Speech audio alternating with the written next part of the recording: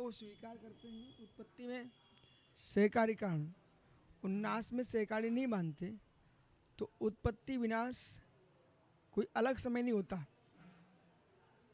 क्योंकि हमारा सिद्धांत है उत्पाद ध्रुवम सत।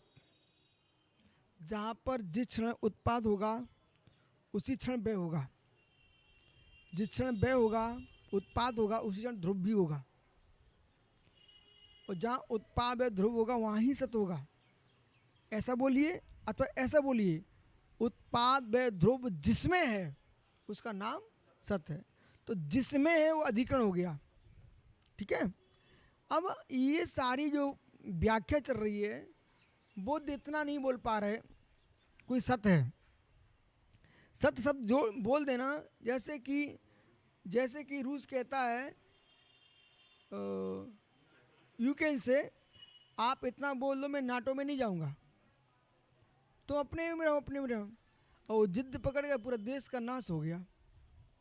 और जितने विश्व में देश हैं उन सबको युद्ध से शिक्षा लेना चाहिए, बात करके निपटाना चाहिए, युद्ध नहीं करना चाहिए। पूरी पूरी पूरी पूरी राज्य व्यवस्था, जीवन व्यवस्था, अब आप दोनों नेता तो सुख से छुपे बैठे हो, कहीं ना कहीं सुरक्षित हो, आम जीवन तो बर्बाद हो गया जनता का। और आप भले आखिर में तुम्हारे अस्त्र शस्त्र तो नष्ट हो रहे हैं ना, उसका नगर नष्ट हो रहा है, तुम्हारे अस्त्र नष्ट हो, तुम्हारी शक्ति क्षीण हो रही ना, तो द्रव्य तो नष्ट हो रहा है आपका, और क्रूरता झलका रहे हो आप। इतना ही बोलना चाहिए था कि भाई ठीक है, अब क्षमता नहीं है तो क्यों लड़ रहे हो। ऐसा नहीं कि नेहरू जी ने इतने सारे हमारे सैनिक मरवा दिए और बाद में समझौता कर भूमि भी दे दिए, तो अब नेहरू तो चले गए, कलंक थोड़ी मिटेगा।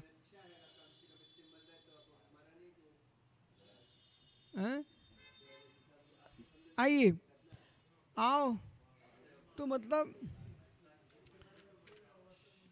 उसी प्रकार से यहाँ पर हम कह रहे हैं जो अनित्यवादी है वो आप इतना सारा व्याख्यान कर रहे हो कि आपको ये जैनत्व का विषय समझ में नहीं आ रहा है। उत्पाद ध्रुवम सत सद्रव लक्षणम, सत स्वीकार कर लीजिए, आपके सारे सिद्धांत बन जाएंगे। अब सत स्वीकार नहीं कर पा रहे हो इसलिए तुमको नाना प्रकार के प्रपंच जुटाना पड़ रहे हैं। अब वो 5 स्कंद लेके आ रहे हैं, पर 5 फिर आपसे कहते हैं आपने 5 स्कंद की व्याख्या की, हमने धीरे से पूछ लिया भाई स्कंद कौन सी वस्तु है, तो कहते समृद्धि, बोले कल्पना, तो कल्पना तो अवस्तु, तो तुम्हारे 5 स्कंद भी अवस्तु मात्र हो गए, कल्पना मात्र हो गए।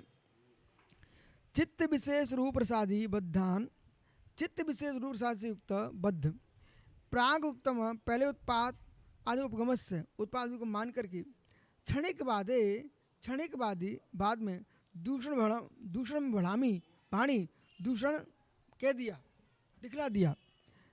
संप्राप्त वर्तमान में अब उनके यहाँ उत्पादतादिनम असंभव में वो उत्पाद स्थिति के असंभव दिखाते कहते हैं, मतलब उत्पाद व्यय और सत, तो उत्पाद व्यय स्थिति, उत्पाद व्यय स्थिति यानी द्रव्य, तो उत्पाद व्यय स्थिति कब बनेगी, जब सत होगा, सत नहीं होगा उत्पाद व्यय नहीं बन सकता। आप लोग को अपना पुण्य मनाओ, अभाग्य मानो, मतलब हम ऐसी जगह जन्मे जहाँ पर हमको वस्तु स्वभाव का बोध हो रहा है, सत्यात का निर्णय हो रहा है। जो आप ये पढ़ रहे हो ना, ये आपके लिए सत तत्व की प्रूपड़ा है, सत तत्व की प्रूपड़ा है। और जो आपकी आराधना पद्धति, उपासना पद्धति है वो भिन्न है। तो उपासना पद्धति जो है ना वो आराध्य आराधक भाव है, और ये ज्ञान ज्ञेय भाव है। तो आप जो अध्ययन करें क्या है, तत्व ज्ञान ज्ञेय भाव है। यद्यपि उपासना भी ज्ञान ज्ञेय बनेगा, आराध्य सब बनेगा, लेकिन फिर भी आप विशेष व्याख्या करोगे तो वो आराध्य आराधक भाव है, और ये ज्ञान ज्ञेय भाव है, वो ज्ञान ज्ञेय भाव है। और जो तत्वा पर आस्था आपकी वो श्रद्धान श्रद्धेय भाव है, श्रद्धान श्रद्धेय भाव है। स्कंदा संतश्चैव समृतत्व संस्कृतः सत्पत्ति बेस्ते सामने सुखर विषाणवत।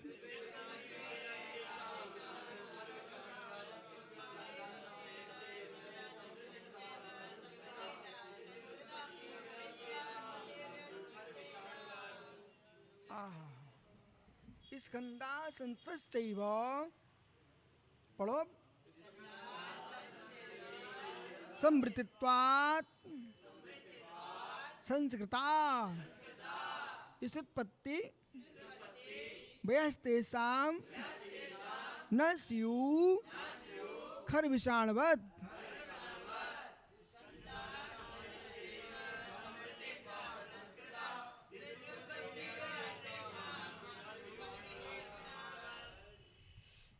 उन्होंने कहा स्कंदा संतश्चैव, जो स्कंद हैं रूप वेदना विज्ञान संज्ञा संस्कार, इनके 5 स्कंद हैं।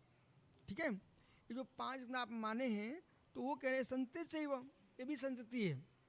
क्या हो रहे हैं? संतति। समृतत्वात्, वे क्यों है? समृत होने से। उपचार असंस्कृता, तो उपचार से होने से। स्थिति उत्पत्ति वेश तेषाम, जो उपचार है, जो उपचार है उसमें स्थिति उत्पत्ति व्यय नस्यु नहीं होता। खर विषाणवत, मतलब कछुए के बाल कितने बड़े होंगे, कब तक रहेंगे? कछुए के बाल पीठ पर कितने, कब उत्पन्न होंगे, कितने बढ़ेंगे और कब तक रहेंगे? निश्चय पाटनी खरगोश के सींग अथवा गधों के सींग कब उत्पन्न होंगे, कितने बढ़ेंगे और कब तक टिकेंगे?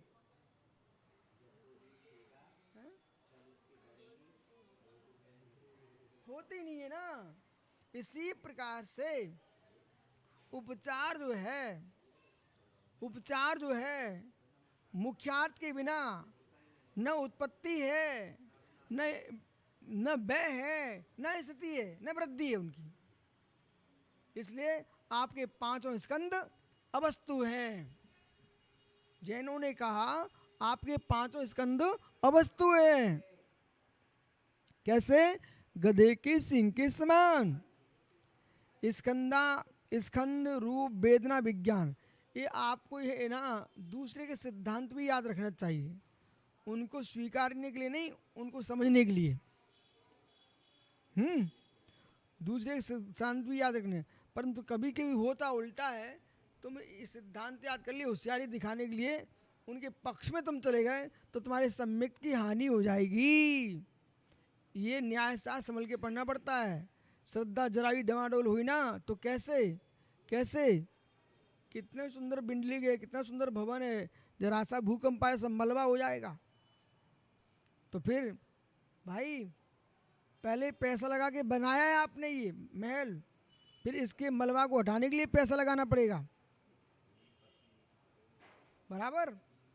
इसी प्रकार से पहले आपने बुद्धि लगाई, इसको सीख लूं, सीखने के उपरांत कहीं जरा सा तुम्हारा विपरीत श्रद्धान हो गया, वो तुम्हारा सारा ज्ञान मलबा हो गया, और उसको फिर से उसको हटाने के लिए तुमको पुरुषार्थ करना पड़ेगा।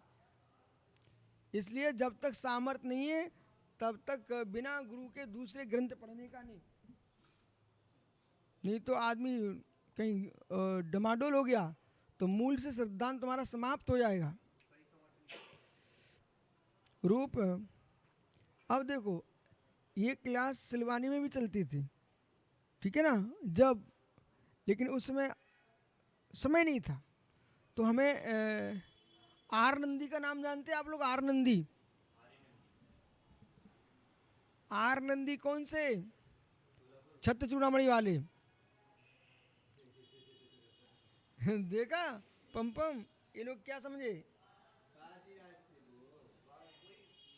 अरे छत्र चूड़ामणि में आर नंदी नहीं है, उनके उनके गुरु,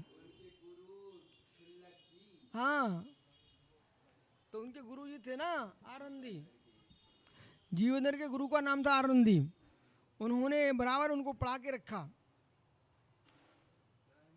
असमर्थ अवस्था में, असमर्थ अवस्था में आपको छुप के रहना चाहिए, समर्थ अवस्था में प्रकट हो जाना चाहिए। कैसे? जब पौधा छोटा होता ना तो घेरे में रहता है, एक छोटा सा बच्चा उखाड़ देगा, ए बालक, एक छोटा सा बच्चा उखाड़ देगा। वही पौधा जब बड़ा हो जाता ना, वही बच्चा उसे झूला डाल के झूलता है, उसी पे झूला डाला जाता है, जिसको तुम टहनी को तोड़ के ऐसे फेंक सकते थे, और जब बड़ा होता था झूला डलता है। ऐसे जब पुण्य हमारा पका नहीं है तो बिल्कुल शांत छुप के रहना चाहिए ईंट के घेरों में, और पुण्य पक जाए दुनिया को झुला दो फिर।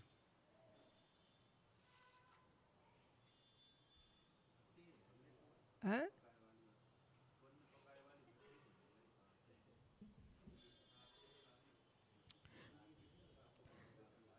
तो रूप संस्कार संत से कार्य कारणों से विच्छेदा, इनमें बोला कारण कारण का विच्छेद हो जाएगा, भाव नहीं बनता।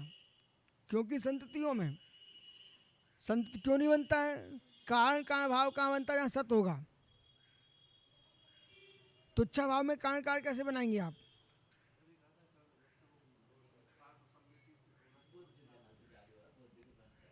ठीक है, तो आपके यहाँ कारण कारण भाव नहीं बनता। कारण कारण भाव के लिए द्रव्य तो चाहिए। एवकार अवधारणार्थम, सूत्र में एवकार अवधारणा के लिए है।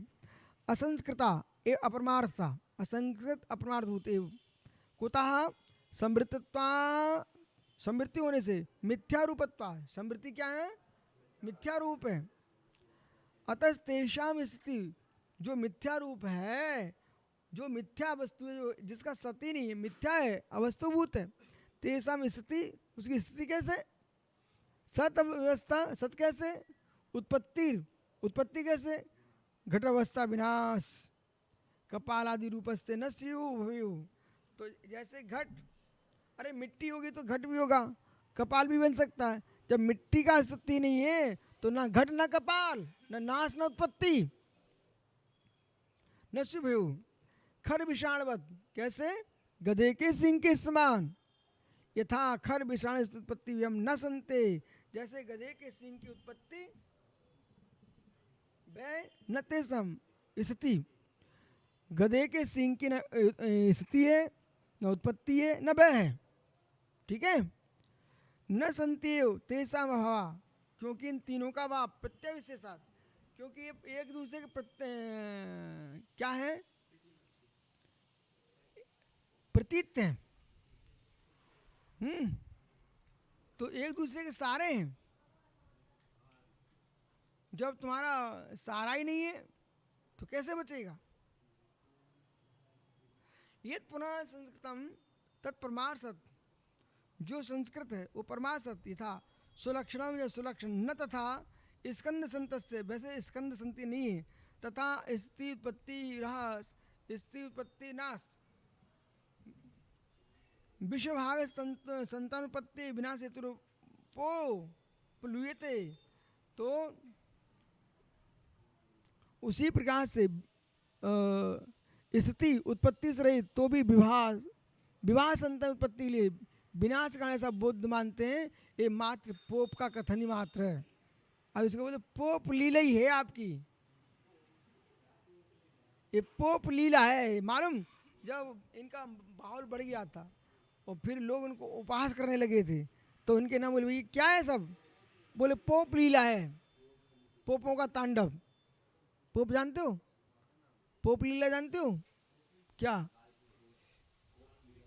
कोप लीला नहीं, पोप लीला। Pope pope